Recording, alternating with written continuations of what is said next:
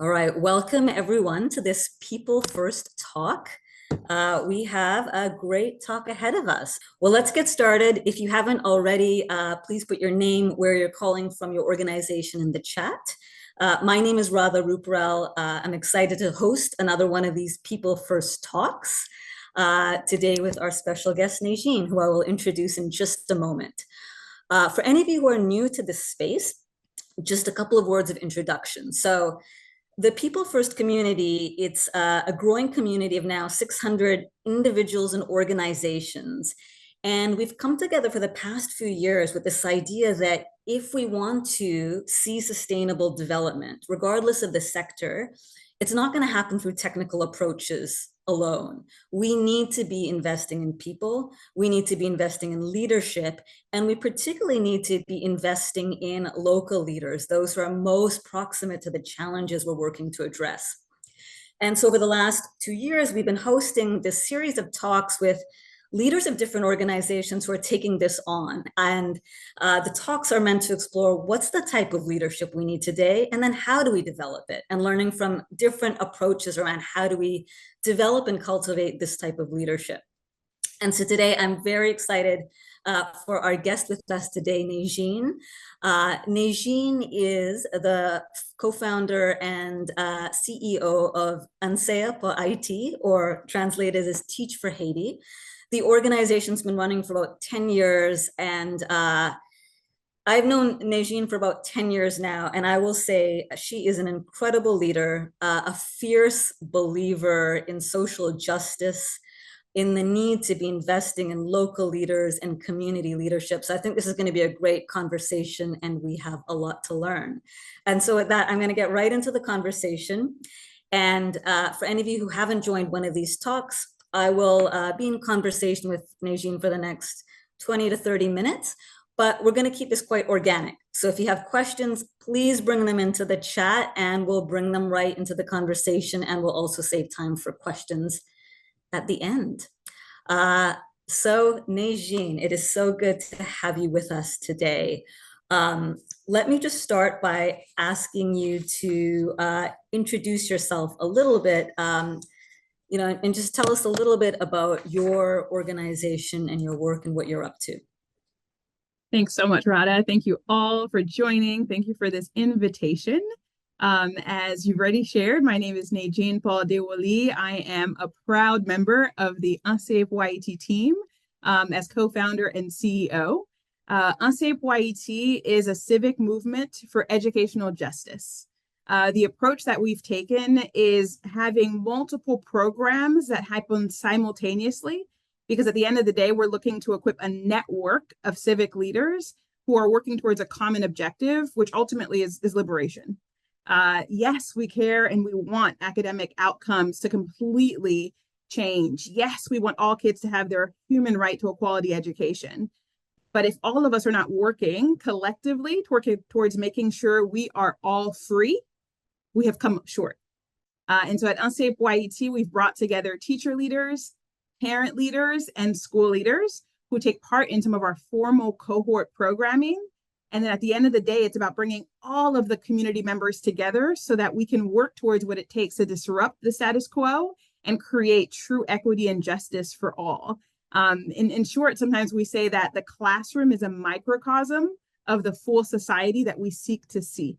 And so anything we do with a student, with a parent, with a family in one individual community is a reflection of what we desire for the entire Haitian community. And so as you mentioned, we are so humbled and excited to be celebrating 10 years of justice work, of freedom fighting. And we have another 10 more years to go, because at the end of the day, this is about the long haul. Beautiful, Nedgine. Thank you so much. And I just hear a real commitment to liberation and to justice. And can you just for anyone who's not familiar, share a little bit just even about how some of the programs work with the teacher leaders or the parent leaders? What do you do with them? Just bring a little bit color to the specifics for anyone who's not familiar. Sure. So one of the things that unites all of our cohort programs is this idea that we want to address the dehumanization and the de-Haitianization that's taken place in our education system. Those are big things to unpack. We won't get into all the details here today, But when we say dehumanization, our education system is the last and strongest vestige of our colonial past. And so for those who don't know, Haiti was the world's first Black republic in 1804. And as early as our first constitution, we said all kids deserve an education. But fast forward to today, and you still see the ways in which the colonial past have a hold on how kids receive that human right. And so depending on if you're in a rural context or in a underserved or low income context, you're not going to have access to what you deserve. And even when you get into the classroom, corporal punishment, the way that foreign language is included, all of that is what we count and categorize as dehumanizing the students, right? Who don't have a chance to fully live out their potential in the classroom. The de-Haitianization part is the ways in which the education system today, Rada, in so many ways has wanted to strip Haitian people of what makes them strong. The ways in which we became the world's first Black republic wasn't just messy, wasn't just necessary, but was also quite brutal, right? We needed to throw off the shackles of colonialism and imperialism.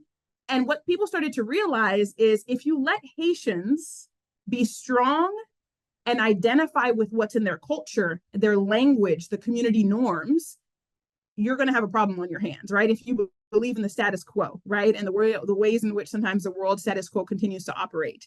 And so what happens is you try to integrate into the education system to take hold of what the next generation of students and people can do. So at NCAPYET, our programs are looking to disrupt that de-Haitianization and dehumanization process. Our teacher leaders are equipped with instructional excellence, but also civic leadership skills. And then we bring in the parents and say, what would it look like for you to continue the work that teacher leaders are doing so that we're having a common approach across families and communities and classrooms? In some ways, we say we want the classroom to be indistinguishable from the community, right? Because we know the community norms are what make us powerful. So let's bring that into the classroom and make sure parent leaders are on board and taking part in that same process. And then the same thing with school leaders. What does it look like for school leaders to not only have a common language and a common set of techniques when it comes to what teaching and leadership look like, but also are making sure that school administration, right, are taking place in a way that really supports teacher excellence and student success. Wow. Yeah, that is so clear what you're up to, Nedgine. And there's just so much to unpack there around how you're doing that. And we're going to get into that in just a second, because I think there's something so powerful around the clarity of your vision and what you're up to, and then also how you're working with multiple stakeholders across the system. But before we do that, I don't want to skip over something, which is, can you just share a little bit about your personal story and how you got started in the work? Because again, I see such a clarity and depth of conviction. It'd just be helpful to learn a little bit more about what got you started, and then we'll go right into some of the lessons learned. Sure.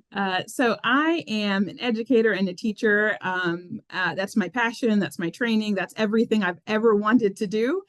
Those who know me well will chuckle because they know that I was that kid that needed to go to school every day, right? That didn't understand school days off. So the kind of trajectory to being involved in education was basically a straight line. But the piece that truly kind of sparked this desire to identify what makes us mighty as a people and make sure that that was the life beat and the pulse of what's happening in a real education system is the fact that after being born in Haiti, my family and I, we did immigrate to the United States. And when we immigrated, it was a very difficult time for immigrants, especially those from Haiti, because there was so much turbulence and political instability happening in Haiti. Anywhere you went, you tried to kind of pull back from sharing that you come from Haiti because there was so much ignorance, so much lack of understanding about who Haitians really were. And so growing up in that kind of context, I'm so grateful to have been raised in a household that instead of shying away or ignoring who I was and what my culture is, my parents equipped me to be proud of it and ask questions so that I could respond to ignorance with truth, right? And respond to teases and taunts with information. And so that kind of led me down a journey of trying to understand even more than the information that was being shared in our household and at the dinner table. And so fast forward to undergraduate and then master's and university degrees, where I had a chance to say, let me understand the history of our country even better. Help me understand and connect the dots about how we started in such a brilliantly revolutionary way. And then 200 years later, we are seen as something that doesn't reflect our power, right? In the media and in the international context. And so I think that's a lot of the spark that you hear whenever I speak about unlocking our true assets, unlocking our identity, because at the end of the day, so much of what's happened in Haiti in the past has been our roadmap. I think as a people, we are very lucky to not have to imagine what an education system could look like and what teacher excellence could be, because we once had it. And so we're trying to restore that greatness by making sure we're as intentional with every single classroom and every single student. I think that's so helpful to hear your journey, Nedgine, and the power of really understanding history and the power of recognizing that so many assets exist within us, within our communities, and oftentimes these are lost, or we talk about diversity, but we don't actually talk about the powerful elements that each of us brings. So I just love that that is such an orientation, and it's helpful to understand where that came from as well. So thank you for sharing a bit of yourself with us. Well, with that, I mean, you've already shared so many of the lessons learned implicitly, but let's get much more explicit. So I think one of the most amazing things that you're doing is you're really taking a collective approach to leadership. You talked around students, developing teachers, developing parents, developing this with the community. So let me just start here. Maybe we'll take a few lessons from you, but let's just start with one. What is one big lesson you've learned around what it takes to cultivate this type of leadership in the system? There are many lessons, but to your point, thank you for calling out the ways in which you continue to hear this idea of collective leadership and collective action.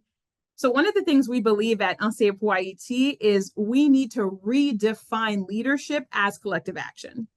And I say redefine it because so much of what is deeply rooted in our communities and in our culture as Haitian people is a belief that unity makes strength.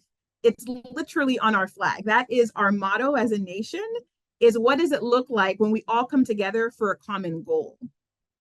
What is difficult is that has looked to be broken apart, right? When I mention our colonial legacy and our colonial past, and I don't think it's unique to Haiti. I know there's so many people in a lot of different contexts and countries where divide and conquer is a phrase because it actually has been the strategy of the oppressor.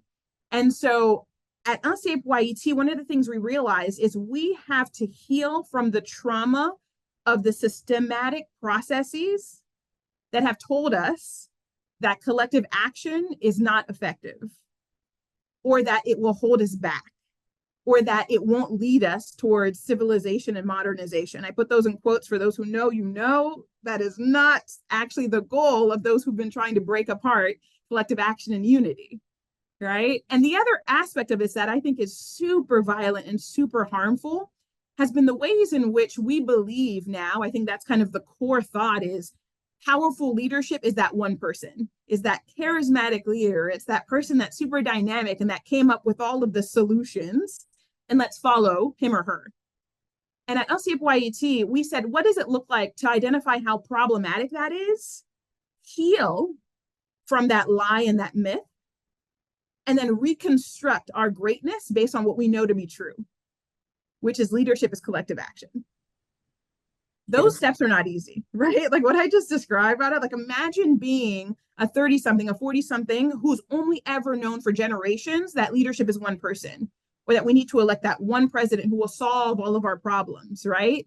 And what is so problematic and so harmful is that it begins so young, right? In school systems, I'll speak specifically for the Haitian context, you have students who are never taught the importance of group work, right? You're taught to kind of cover your paper, don't share, don't practice together, don't share your pencil, don't work in groups. Because again, there's been an intentional violence that's been integrated into our system to make sure that as young as 3, 4, or 5 years old, our kids don't understand the power that comes when we're united and work towards a shared mission. So at Unsafe YET, we said, how do you heal from that? And then how do you integrate that collective action practice in everything you do? One benefit of our approach is that the cohort itself is a collective, right? What does it look like when I'm recruited with other people who believe in this mission, and we have to learn and grow and dispute and debate and critique each other all towards that shared objective? That's one piece. The other piece, as I've already mentioned, is you bring in different stakeholders. It can't just be saying parents are partners, but they're on the sideline. Oh yeah, we care about the school directors, but they'll just be invited once in a while.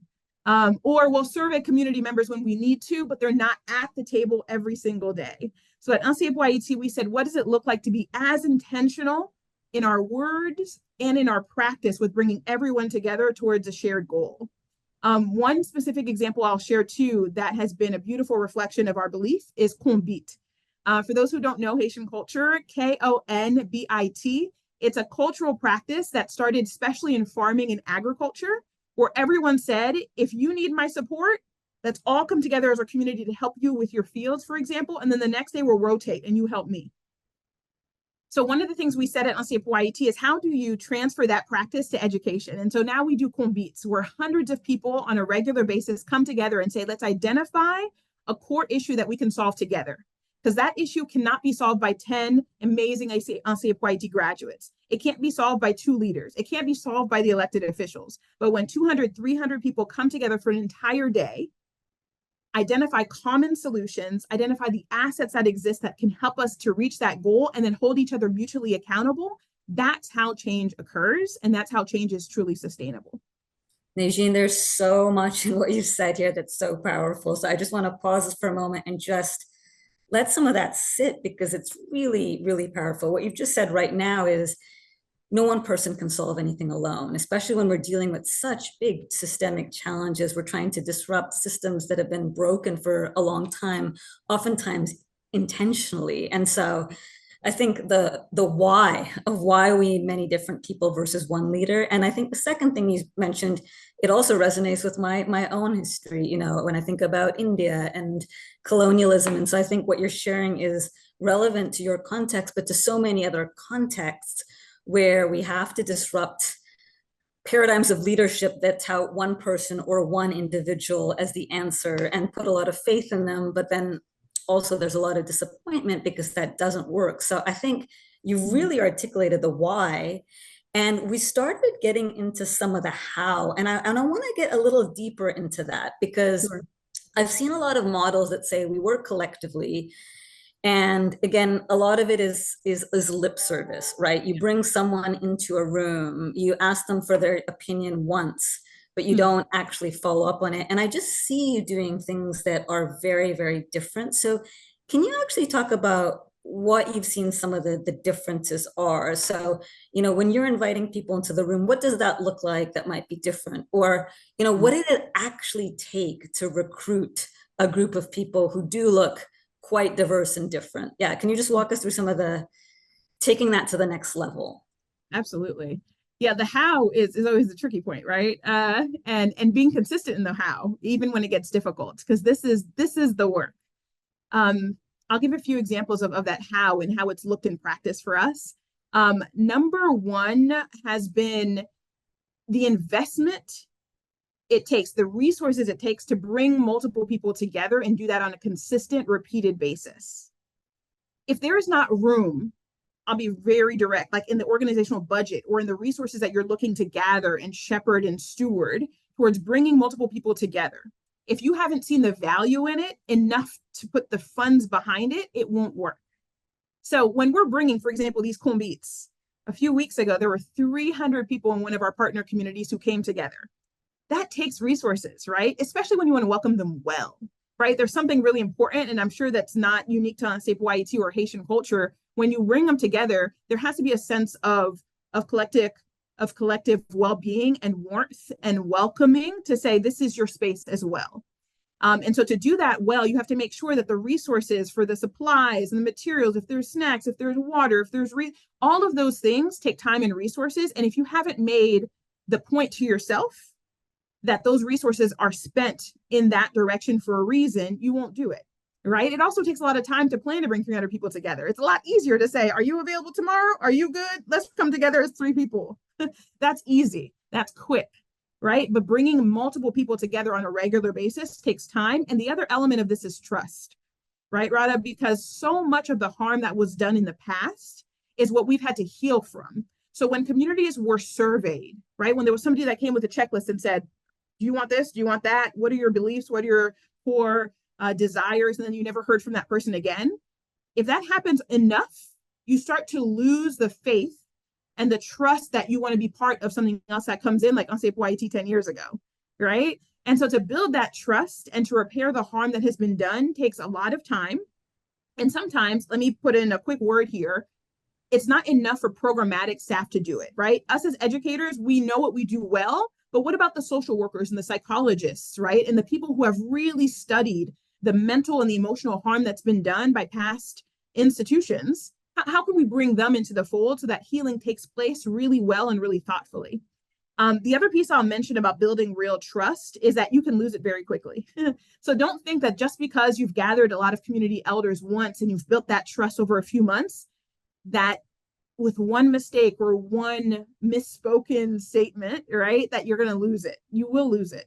And then you're going to have to do some work to repair that trust. The other thing, too, that we try to do is operate with a lot of integrity. So when we miss the mark, right, when we've created an expectation that we don't reach, what did it look like for you to come back and make a public statement of apology? That vulnerability is as important in building trust as when you were super excited and launching a new campaign that got everybody riled up and excited, right? There's got to be enough accountability and trust and shared integrity that we are as open when we don't reach our goals as when we meet them and when we surpass them. And then the other thing I'll mention too about collective action is there's got to be the naysayers and the critical feedback that's built into the process. It's great when everyone is saying, yes, we can do it. We're excited. We're happy. But what about that person who's kind of shaking their head in the side and saying, no, that's not going to work? Invite them into the fold and say why, right? Because you never know when that critical feedback is actually going to be a pitfall they help you to avoid. Yeah, this is incredible, Nedgine. I think you've got such rich lessons and nuanced ones around what it actually takes in practice. Let me ask you one more follow-up question on this because there's so much there. It takes a lot, right? It takes a lot of resources. It takes a lot of courage. It takes a lot of time. It takes a lot of trust, which means there's other things that you can't do, or you're oftentimes going against the fold. And what's the impact of it? So can you share an example of, you know, because other people might say, gosh, this may not be the most efficient way to do things, or, well, I've got to stop doing a lot of stuff in order to do this. You clearly believe in it, and you've had so much impact in your context. Maybe just share an example of, as a result of bringing these people together, what has been possible that wouldn't have been through traditional models? Absolutely. Yeah, I know sometimes in our work, we're so caught up in the theory of the problem and we talk about the vicious cycle of what is not happening well. Let's talk about the virtuous cycle, right? Of how you build momentum and it becomes that much more efficient over time. So again, I keep saying this is over the long haul. You're not going to see that momentum in year 1, 2, 3, 5, but by year 10, we're already seeing how much can be catalyzed and accelerated when you've done the hard work from day one and built that foundation. One example for us at UNSAPE YET is when you have the entire family and the community behind the students, academic success is not just classroom hours. So when we see our students' results triple from 30% to over 90% of our students passing on time and on grade level, our teachers are powerful, but it can't just be the teacher. That's parent leadership and school leadership and community members coming alongside the students and making sure that their academic success is all of our collective responsibility. So that if I'm a carpenter and I can help with that math lesson, I'm going to come into that classroom and make sure they understand the practical utility of the math formulas and lessons that they're learning, right? If I'm a baker, I can come in and help them understand. If I'm working at the bank, they can come in and understand how accounting is math, right? So all of those pieces absolutely tie into student results. That's number one. Number two, the harmful practices that we need to deconstruct and dismantle. Again, it can't be done by one great classroom or one great school. And so when we're trying to eliminate corporal punishment, something that is so entrenched as a belief of disciplining students, there is generational, right, beliefs that we need to disentangle and undo. That takes the collective. And so when we say across our 116 partner schools, we've eliminated corporal punishment, that took 10 years. And it took the steady, consistent, authentic conversations of where did this practice come from? Why is it harmful? How did you, right, get harmed by this practice when you were a student? And now how can we do better by our students now? What do we use to replace it? All of that takes time. The other example is replacing French with Creole in terms of the language of instruction. Again, there's been so much that's been beat into our psyche and into our mindset that says that French was better or superior or better for anything happening that's intellectual or business or anything formal, right? It takes time to not just have a different conversation, but also to put in place the evidence and the resources so that kids are now learning in Creole, and you start to see the academic and the skills and the mindset shifts of these students. And then last but not least, when we say 2,000 people have come together again and again for these convites, that also has helped us solve so many issues beyond the classroom, right? So whether we're integrating radio programming, whether we now have a magazine that comes out, right, that shows in writing and with different kind of testimonies what is different. When you have journals and media talking differently about the education system, all of that is because you took the time to build these relationships and start to have an influence on how policy and practice take place. Beautiful. There's just so much in there, from the impact on academic outcomes and changing practices. But I think the other outcome in itself is developing collective leadership, because we think about how do systems change. Sometimes we're thinking about that's the end, but in fact, if you build that leadership capacity, we are going to have many different things that are showing up in our communities and our countries. And so that's what I really, really hear. Let me actually, I know there's a few other point lessons. on that, Prada. I was going to say Yeah, one please quick thing go. on that. I love that you said that, because one of the things I remember when we began on Safe YET, we kept saying, how do we track the ways in which collective leadership is taking place? And sometimes you won't be able to track it, right? And I think sometimes we have to redefine the monitoring and evaluation norms that tell us like how we're tracking and how we are defining the metrics that matter. Because some of this is going to be just that human interconnection, right? And how do we start to have a different conversation about the data that matters? That's another point that I'm grateful that you made that comment, Radha, because it reminds me that sometimes it's not going to be the percentage or the data point very specifically that captures the fact that these networks, for us at Unsafe YT, are now 600 people strong. Yeah, and this is so good, especially in spaces like this, because we have people from across sectors, we have researchers, we have philanthropists, and this conversation's been coming up about what we measure matters, what we measure can actually impact leadership in a positive way, or it can be harmful. So I'm glad you shared that.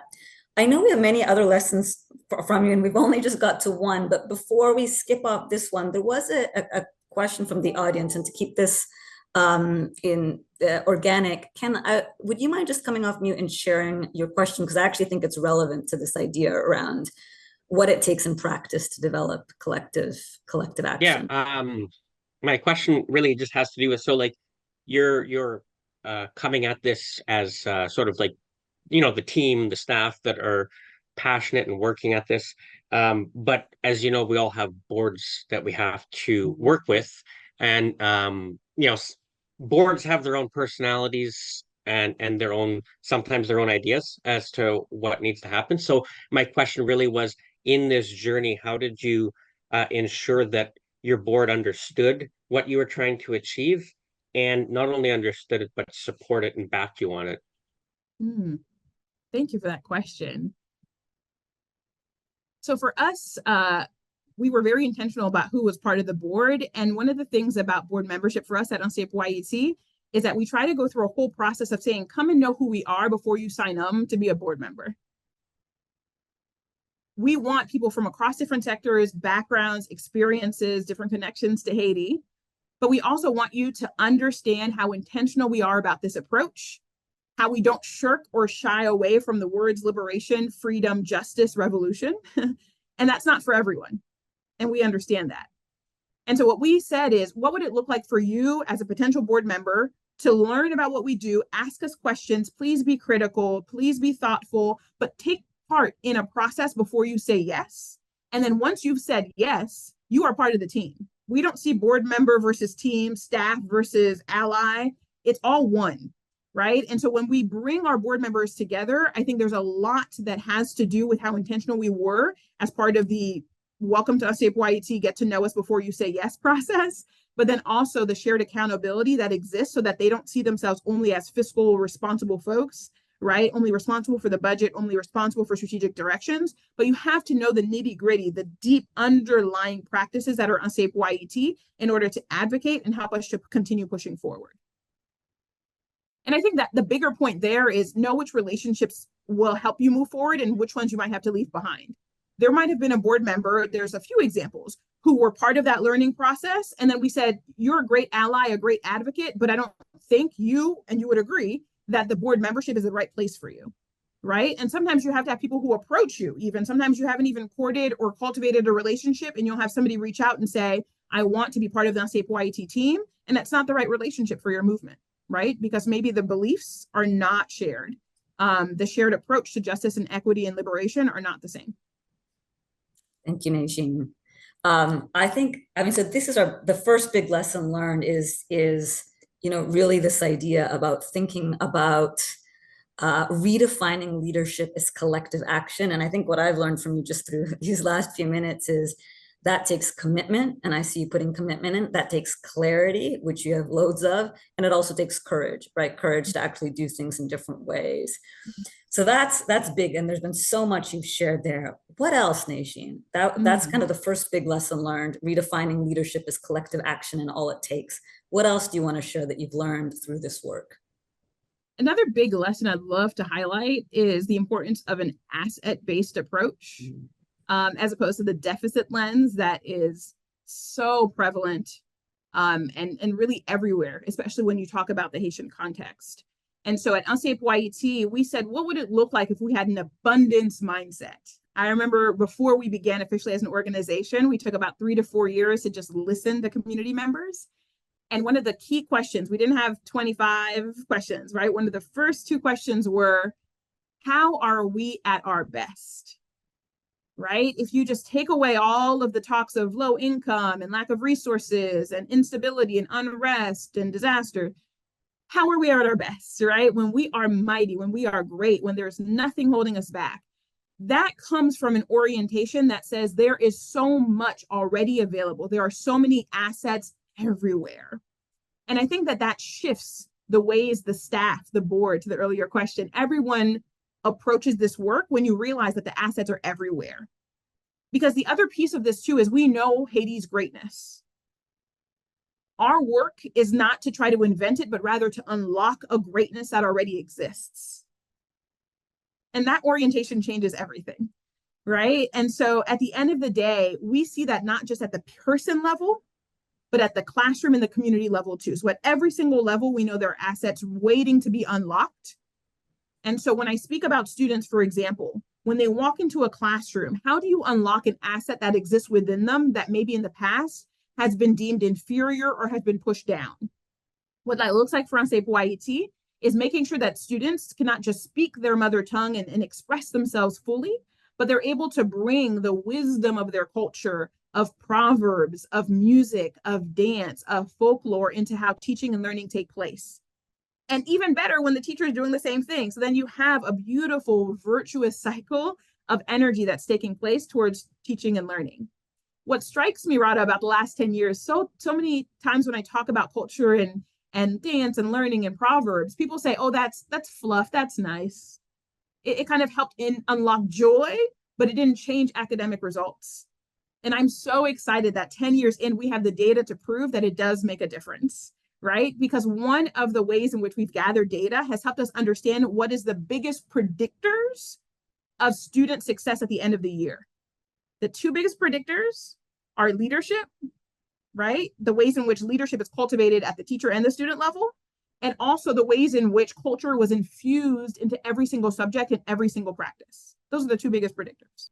Beautiful. This warms my heart. English was not my first language, and I remember when I was young, I got reprimanded for speaking my own language in school. And so I have a deep belief that we need to bring our cultures back. And I really love that asset-based approach to this, because oftentimes we think about diversity and we focus on what's not working, what's broken, and we do have to look at the systemic injustice. But I also think there's so much wisdom in each of our cultures, whether that's our language, the way we see the world, the different forms of intelligence we bring, how we relate to elders. And I think if we can bring more of that into our classrooms and communities, I think not only does it bring joy, as you're saying, but it actually gives people a sense of belonging that enables them to thrive in life. And so I just really appreciate the work that you're doing on that. And what have you run up against as you're doing that? I feel like, whether it's the news media or beliefs about certain groups of people, I could imagine you do run into deficit-based thinking. And how do you disrupt that when that happens? What does that look like? Absolutely. We definitely run up into that. I'll give an example of parent leaders, right? So when we decided to have a parent leader cohort, we very specifically said, and this is the same for teachers, right? It's not about your credentials, right? Our parent leader cohort, very specifically, you don't have to have finished school. You don't need to be fully literate, because we know, again, that you have assets to bring. Every single parent can contribute to this work, right? If they've committed and they agree that the direction we're heading in is the right one, right? But you don't need to have a certain CV or a certain level of credentials or even a certain level of literacy and proficiency to be part of this work. And we got so much pushback because that wasn't the profile of what a leader, right, should be for so many people, right? It's like, how will you then incorporate them into some of the professional development workshops? And we said, oh, you make it accessible for everyone. Right? That goes back to the point about taking the time and making sure you're allocating the right resources to making sure that everything is not just written material, but what about the audiovisual materials? So that it's not just the written word that allows everyone to participate fully. Because what we know is that community grandmother, right, who has seen the ways in 20, 25, 40 years how their community has changed, he or she can unlock so much of the solutions for what we need, right? That person that maybe works in the market and sells fruit by the side of the road, they may not have been able to sit in a business meeting, right, or been the leader of a bank, but they have so much information about how the economy works and how it is holding certain people down and certain people are getting some privileges. There is so much to unlock about parent leadership. And even better when you bring them together so that there is multiple groups of parents working towards shared goals. That's one of the things that was so important to us, is making sure that we did not miss an opportunity to unlock leadership because of having a very narrow definition of what a leader should be and the profile that they bring to this work. The other piece of this too that's been so important is deficit thinking is entrenched, and the work it takes to dismantle that is important. So let me say it in a different way. The teacher that gets excited because ANSYEP wants to bring culture and language and dance and media into the classroom, that teacher is a product of the system they're trying to change. And so how do you work with that teacher to try to disentangle and heal from all of the messages he or she received that Creole has no place in the classroom? You have to do that work first so that the work to reconstruct something new is done really authentically and really sustainably. And then the other thing too that I'll mention about asset-based thinking is the language matters, not just the language, right, Creole versus French or English, but the words we use, the vocabulary of this work that is social justice. I think all of us need to put up a mirror and be very careful that those entrenched deficit ways of speaking and thinking haven't crept into our vocabulary, right? So when we say we're going to fix a problem, no, we're not fixing anybody. We're not fixing a system. We want to transform it, we want to shift it, but we're not here to fix people. The people are not broken, the system is. Right? It's the same way in terms of helping. We're not helping anyone. We're here to unlock power. We're here to serve. But I think there are certain words, even the best and brightest, that idea that we're recruiting best and brightest. Whose definition of best and brightest? Is it based on the college you went to, the university you have a degree from? Or is it based on the ways in which you stood up in your rural community since day one? Even if you had the chance to immigrate, even if you had the chance to go to the capital city, you said, I belong in Guamon, I belong in Miabale, and this is where I will continue to work so that the next generation of kids have a different opportunity. Yeah, I think that's just a great lesson for us around two things. Who do we see as leaders, and how do we redefine what leadership is? I think about, again, people in my own family who may have not gone to college and yet they have so much wisdom. So this idea of ancestral wisdom might be the ancestral intelligence is the new AI. And also this idea of language, right? Like even words like marginalized, and words we're using so often. And I think it's worth us just interrogating some of our language and thinking about what that means. So I love that you're thinking about this at the bigger picture, but also in the small ways we operate. If I may also include another one Sure. that I think even us at Unsafe YT had to be very careful around, poor. Who is poor? How do we define poor? And how does that, it's in itself, create harm in the ways in which we use that word? And Nadine, what words would you use instead? Or how would you, like, what's the conversation that you've had just that's come up around language like that? So in terms of poor and poverty, it is so tied into a very historical economic definition, right? And in many ways, it is adapted from kind of a colonial Eurocentric definition of who has and who does not, usually material wealth. And so at Unsafe YT, we said, what does it look like to define that this community is underserved? They have not had the chance, an equal opportunity, an equitable opportunity to unlock their power. So underserved and inequitable in some ways reflects so much more of what we're trying to get at, but sometimes you use poor just because it's easily understood by the philanthropic world or by those that you're trying to pull resources from. Let's not use shortcuts in a way that continues to perpetuate the harm. Yeah, beautiful. Thank you for that nuance. Najin, I'm going to open it up for questions in 1 minute because there's tons in the chat that are brilliant. But before I do that, any other lessons that we haven't talked about that you want to make sure that you share with us? And then I'm going to open it up for questions. Sure. I think there's a couple more. So I'll be brief. I think one of the big ones that comes to mind is there needs to be laser focused on freedom. There needs to be a laser focused on who is at the table, how is power distributed, and how will power be redistributed so that freedom is the ultimate goal. I am thrilled when I can share that student results are tripling. I am thrilled that so many of our students are now passing on time and on grade level, and that parent leadership is unlocking policy and practice in ways that we couldn't have imagined.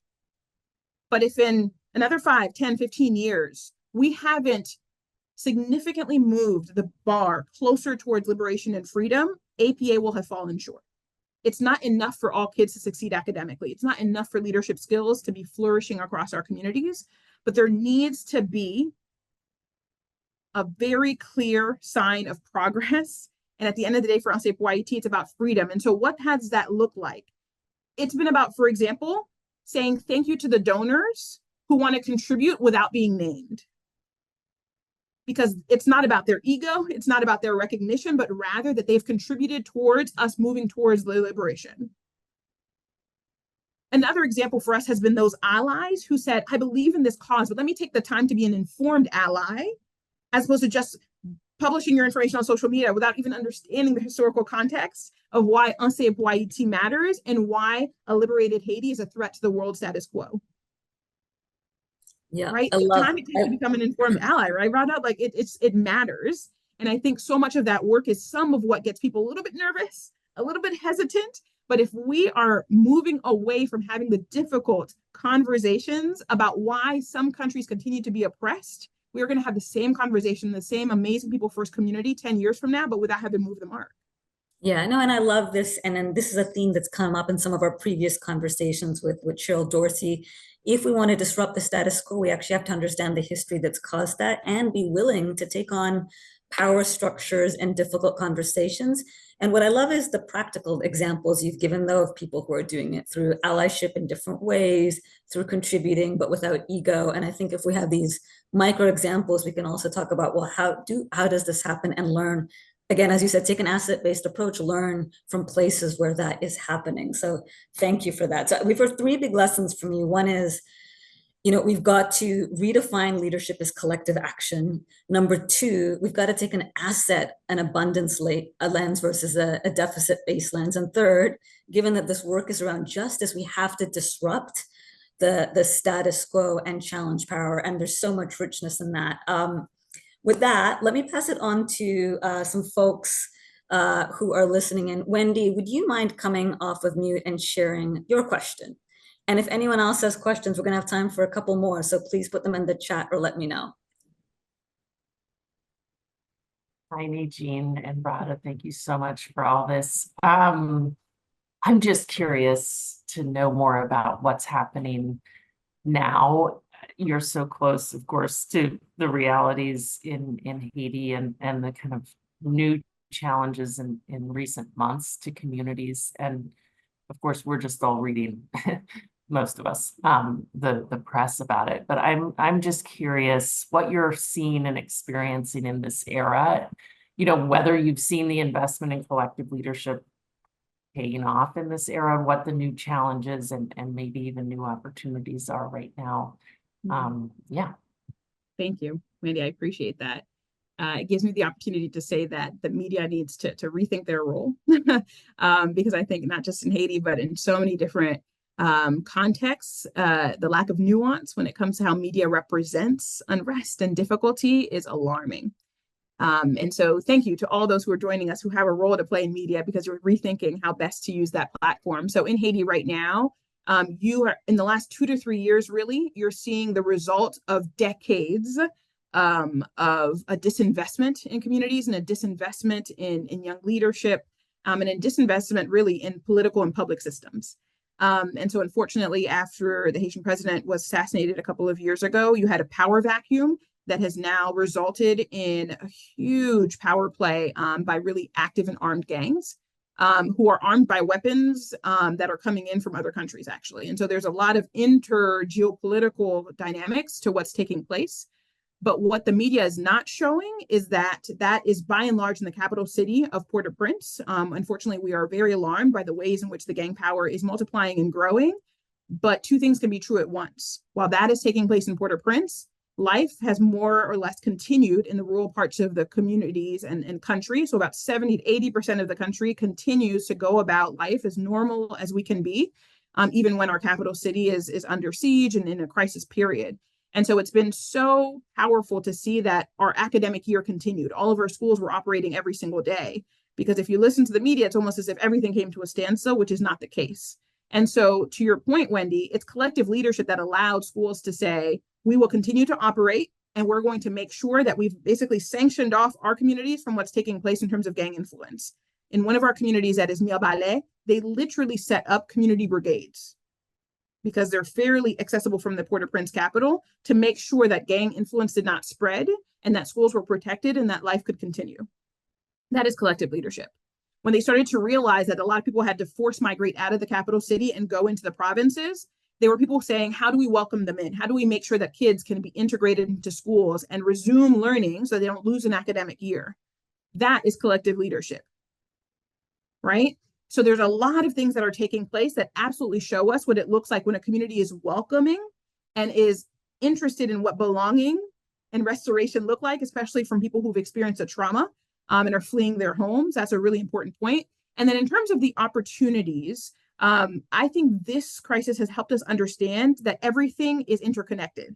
So yes, we want to take care of kids in terms of their learning and their potential in the academic sense. But what about all of the ways in which we need to make sure their health is addressed, the economy, because inflation is out of control in Haiti. It's literally in the double digits for the last 2 years. And so when famine starts to increase and food insecurity starts to increase, how do we start to have a conversation with those who work in agriculture and farming and business to make sure that food is still accessible, right? And so all of those interconnected pieces, in my opinion, can only result when you start to lay a foundation for the fact that every sector matters in this work. It's not just about those who work in education, but collective leadership is health, is agriculture, is business, is politics, is media, it's all of it.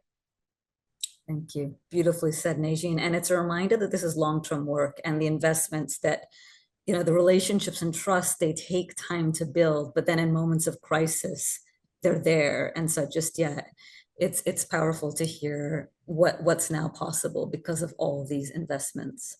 I'm going to channel a question from a colleague in the chat, a colleague, Stephen, who lives in the US and is saying, Nedgine, you have a beautiful vision of what we want to do collectively and harsh realities that you're dealing with in your own context, similar in the US context, right? In the US context, the question around how do we do transformational collective leadership work in a world where every single morning we wake up and there's a school shooting, right? And similar, I think you're dealing with big vision, grappling with trauma and difficulties as well. So the question for you is, what do you do, Nedgine, to take care of yourself when the weight of the challenges in your own country and the world feels so heavy?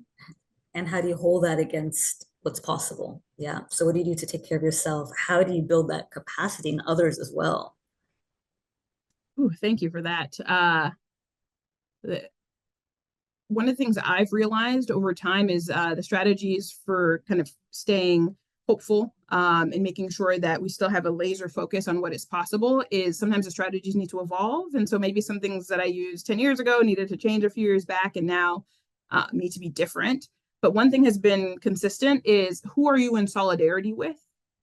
Who can you lean on? For me personally, I believe that there is kind of like that inner circle that each person can really just be super vulnerable with, and then maybe there's outer bands of that arc, right, in that circle. But who is that inner circle where you can say, today I'm crying, like today I have to express and release that emotion, because all emotions are valid. And if we hold in some of that emotion, it sometimes becomes anger and becomes rage and prevents the positivity and the optimism that, for me, is the core of Ansep Waiti's work. And so we do need to be able to display every single emotion among those who we count as an inner circle of trusted and co-vulnerable allies. That's an important piece.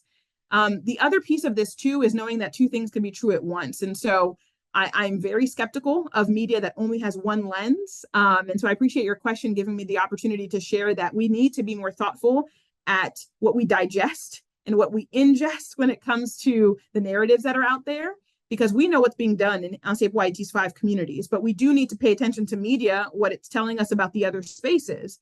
And so the more that we can look into the media that's looking for solutions-based journalism, that has been a big way for me to stay well and to stay centered. That's been a big piece of how we move forward. The third piece for us too has been sharing examples. And I think this might sound really simple, but even in our staff meetings, we've now literally cut out very intentional time where we share positive stories of change, because we can always spend, if we have an hour staff meeting, 55 minutes of it can be, okay, let's resolve this issue, right? And let's see how we can serve and help better. But have we taken the time, 10, 15, 20 minutes every single time, to say, let me tell you about these students in 3rd grade in Miobale who said we will beautify our classroom space for the next class of 3rd graders. Beautiful. That, right? It gives me goosebumps even as I think about it. But those are the examples that are happening every day, but that we overlook because sometimes in our urge and our urgency to be transformational leaders, we're only looking at what needs to be corrected. Right? Let's look at what's working, right? To Radha's earlier point, that virtuous cycle of positive story sharing is keeping us going. Absolutely. Yeah, and what we focus on grows, and what we notice grows. And there's a tendency to look at what's wrong and what's broken. And I think what I'm hearing from you, 2 things is, one, there's a consistency. So you're not just talking about asset-based abundance mindset at a higher level. You're also bringing it into your daily practice, and it's not cute. It is when we take time to focus on these things, what you're saying is that can actually start growing in other classrooms, or that can resource ourselves for the difficulties that Stephen was talking about. Okay, we are nearly at time, and I'm sure there's probably 1,000 more questions, but what I wanted to do is, there's been so much here. I just wanted to take a moment to pause, Nedgine, and just give you a moment, and I'm going to give you one of 2 questions you can answer. One is, are there any final thoughts that you want to leave us with? It's either something that you've shared already, but that's important, or something that you want to leave us with that you haven't. So that's one option. Or the second is, these conversations are around leadership. The second question could be, just tell us about what you've discovered about your own leadership along the way. So one final thought or your own leadership, the choice is yours. Yeah. Ooh, I'm gonna do a little bit of both. So quickly, Okay. I'm realizing as I talked about what keeps me going. So education and faith has been twin pillars of my life. And so faith in something bigger, faith in something great, faith in what is good, will keep us afloat. And there's a reason why people have always said the arc of the moral universe bends towards justice. There's a reason. And so I just want to put that out there as something that sustains me. And then in terms of some final thoughts, I am so grateful for this invitation to share with those who may not know and who may not understand that Haiti is mighty. I'm so grateful to be a descendant of generations of people who fought for freedom and shocked the world when we said that we will be free and we will be the world's first Black republic. And not only that, we will invest in 7 other countries fighting for freedom. And so I am grateful that NCFYET is part of that army of freedom fighters who will continue to pass on that mantle, and we cannot wait to shock the world again. Thanks. Wow. Beautifully said. So I think I'm going to leave it at that. And I think I just want to leave with saying such a big thank you to coming and speaking with us today, but just the courage and conviction and clarity you have. And I think, we talk about things like justice and liberation and freedom. And so often we hear a dialogue, well, it's not possible. And I think you are showing us that it is. And we can do that while growing student outcomes. We can do that by bringing freedom to our context, and we can do that with joy as well. So thank you so much, Nedgine, for being with us. For those of you who have colleagues who want to listen to this talk, we will send out a summary and a recording, and I encourage you widely to share. And we have one more People First talk coming up this summer, who's another incredible leader, Dr. Nora Abudo. She's the East African Director of Women Lift Health. I think might build on some of the themes we talked about today. They are doing such incredible work to work with mid-level women leaders in health in East Africa and other places around the world, and just elevate their leadership. And we have not had this type of conversation before, so I encourage all of you to join. There's a registration link in there. And with that, thank you very much. And again, one more warm round of thank you to you, Nedgine, for your leadership.